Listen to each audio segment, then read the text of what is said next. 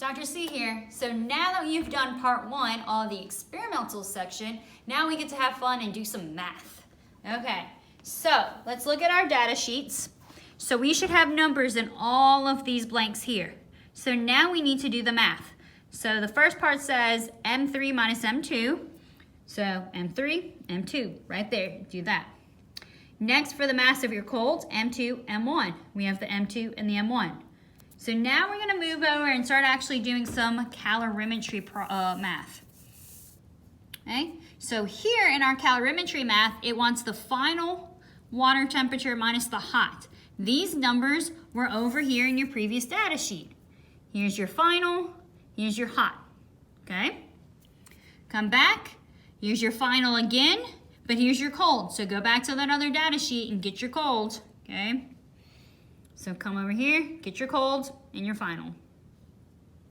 Next, we want the change in the calorimeter. So final minus cold. If you notice, this one and this one are the same. You could do the math twice just to make sure you didn't put something in your calculator wrong, but you should get the same answer. All right, now we want to know how much heat was lost from the hot water. So notice this negative sign here. Then it's our specific heat capacity of our water. So go all the way over back to your introduction sheet, and right here is your specific heat capacity of water. Use all of the numbers, 4.184, the whole thing in your math. All right, come back. So now you have that from your intro. Then the mass of your hot water. So go back to your second page. And mass of your hot water was right here that you calculated from your math earlier.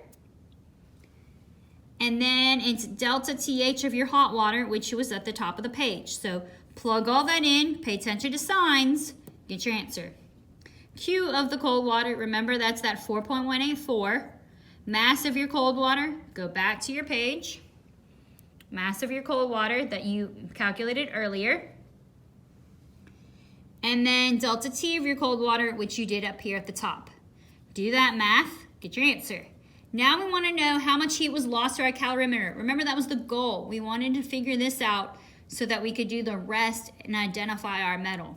So Q hot minus Q cold, okay? When you do this, you should get a positive answer over here. If it's negative, you're wrong.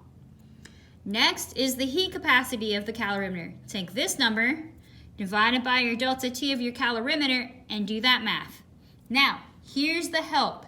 If this answer for the heat capacity of your calorimeter is not between 10 and 25, then you are wrong. It should be positive 10 to 25, somewhere in that range. If it's not, and you can't, go back, do the math again, check your work, and if it's not, then take a picture of your work and send it to your lab instructor to get help.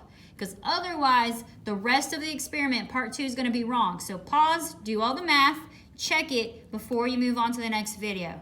All right, good luck.